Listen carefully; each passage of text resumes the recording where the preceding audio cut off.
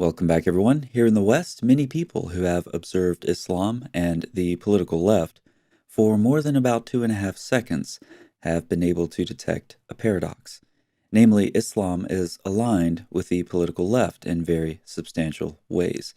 A stereotypical example of this would be certain nauseatingly repugnant politicians who manage to mix leftist activism and Islam into a single festering, putrid blend of moral decay and ideological rot, all while wielding power and influence, and of course playing the victim.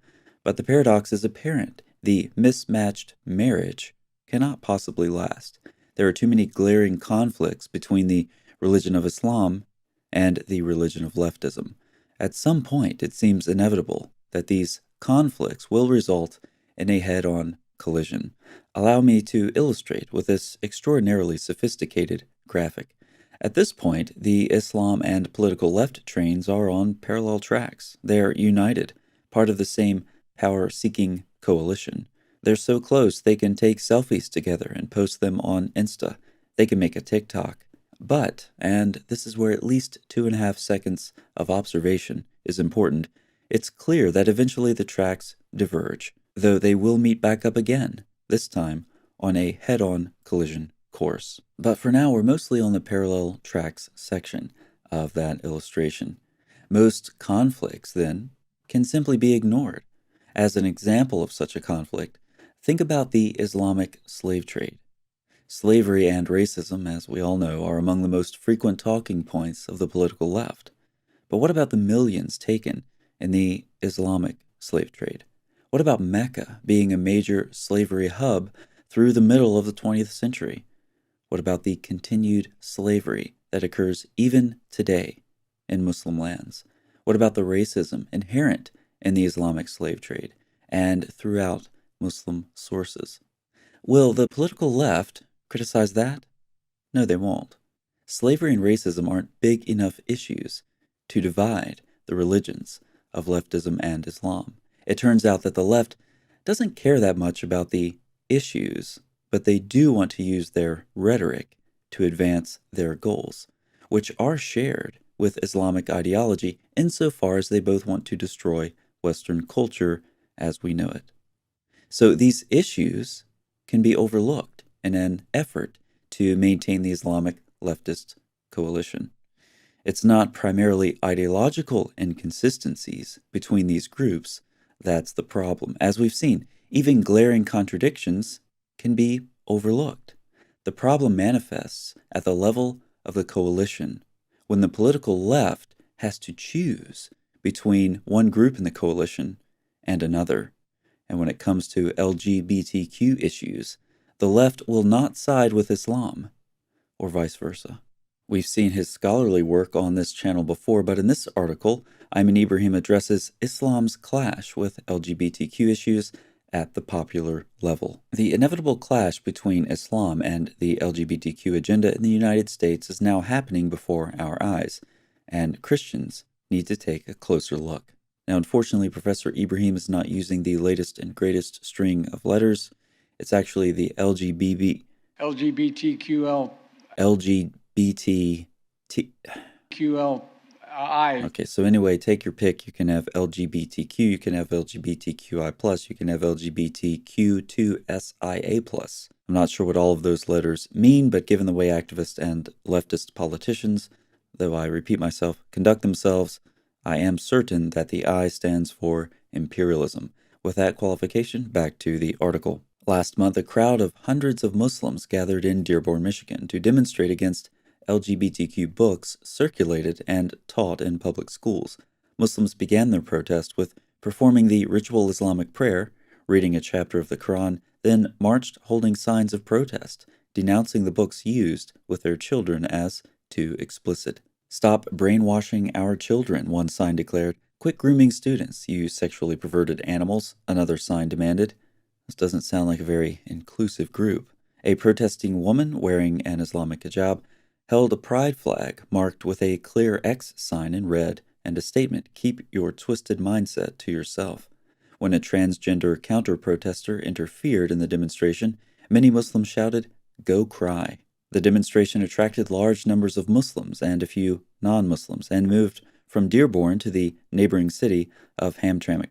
These two cities are both very important to Muslims. Dearborn has the largest Muslim population per capita in the United States, while Hamtramck is now the first U.S. city with an all-Muslim government. In Hamtramck last month, anti-gay graffiti was drawn outside the city hall, and elected Muslim officials, including the Muslim mayor, opposed the flying of a pride flag this summer. This Muslim demonstration shows the unavoidable clash between Islam and the LGBTQ agenda. While liberals in the West have been keen to elevate Islam as an alternative to Christianity in matters of cultural progressiveness, moments like these clearly reflect the naivety common among Western liberals when it comes to comprehending Islam and its core values. This next paragraph may be difficult for those who want to maintain the leftist Islam coalition, but here we go anyway. Islamic authoritative texts clearly denounce homosexuality. In all of Islam's 5 classical schools of thought, homosexuality is unanimously forbidden and is, according to Islamic law, punishable by death. This is not surprising, as there are many Quranic verses that condemn homosexuality as the detestable sin of the people of Lot. And it's not just the Quran as the highest authoritative Islamic text that advances the same judgment, but also Muhammad's own statements.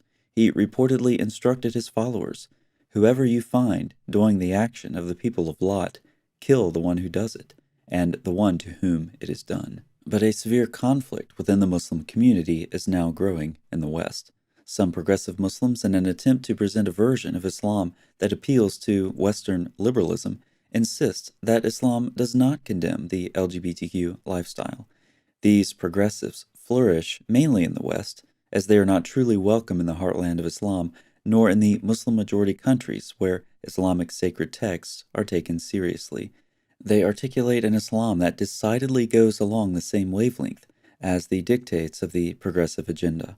When you hear of Western LGBTQ-friendly mosques and openly gay imams, understand that these are liberal Muslims who must reinterpret, historicize, or totally ignore their own Islamic sources in order to advance and support LGBTQ rhetoric. But the Dearborn Muslim protests present bad news for liberals in the West. Most American Muslims are concerned for their children and do not want them to be indoctrinated by un-Islamic LGBTQ material in public schools. Devoted Muslims want to adhere to religious commands. They do not buy into a westernized version of Islam that violates their scriptures or disobeys their prophet. The bad news for liberals is that Islam, as a world religion, will not serve as a cosmopolitan alternative to biblical Christian beliefs. Islam will hardly adopt, let alone carry and advance, their liberal agenda, especially on issues of sexuality. Indeed, the Muslim condemnation of all homosexual behavior is inconvenient to Western liberals, as this is not the Islam they have sought to emphasize. The clash between the two worldviews cannot be hidden any longer. Look to Dearborn and Hamtramck as signs of the coming conflict. When it comes to deciding what groups are in the intersectional coalition of the political left, you can be sure Islam will ultimately be excluded. But until that final train wreck, these groups will continue to use each other to try to get ahead. They'll continue working toward their common goal of the destruction of Western civilization, and of course the simultaneous pursuit of ultimate victimhood. And when they finally do clash, one of these victim groups will paradoxically emerge as victorious victims. Watching all of this play out is so stupid and pathetic. It's even a bit discouraging, isn't it? On the other hand, some Christians watching may be thinking, what this world truly needs is some good news. Thanks so much for watching. I'll see you next time.